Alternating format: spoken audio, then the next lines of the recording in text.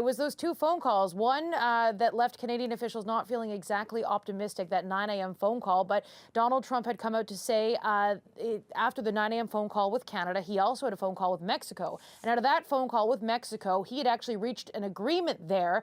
The president of Mexico had promised to put 10,000 soldiers along the southern U.S. border to crack down on fentanyl, to crack down on illegal migration. And that satisfied him. So he said, hey, look, we'll give you a 30-day reprieve.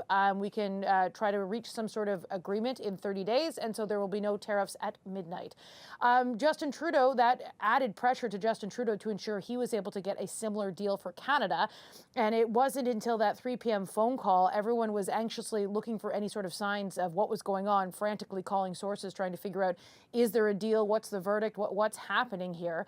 And Donald Trump emerged from the Oval Office and went into the East Room, where today happened to be a long-standing day plan to celebrate the Florida Panthers NHL hockey team. So there are Canadians in the White House at this celebration. They give Donald Trump like a golden hockey stick, and he's standing right beside the Stanley Cup. All of these things that are so like rooted in Canada, as everyone's waiting to find out, are the tariffs coming? Like, what is happening? And it wasn't until he left that he gave some sort of indication saying, okay, it was a very good call with Justin Trudeau. And he was asked, are you going to put tariffs on Canada in this moment? And the answer was watch. And then moments later, a statement came out from Prime Minister Justin Trudeau confirming that there would be a reprieve, citing Canada's $1.3 billion border commitment. There were some new things in there, or some things that haven't received as much attention.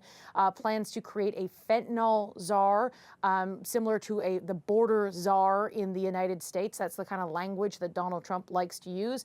You know, putting 10,000 frontline workers along the border, making sure the border is patrolled 24/7 or monitored 24/7, those kinds of things.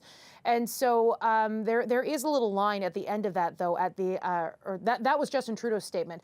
Donald Trump's statement is very, very similar, but the end of his, there is a little thing down at that last line where it says, you know, in the next 30 days, we'll find an economic solution. So he keeps saying it's about the border, but there are all these other reasons for Canada to have tariffs. So that was just putting it in writing, saying the quiet part out loud. Right.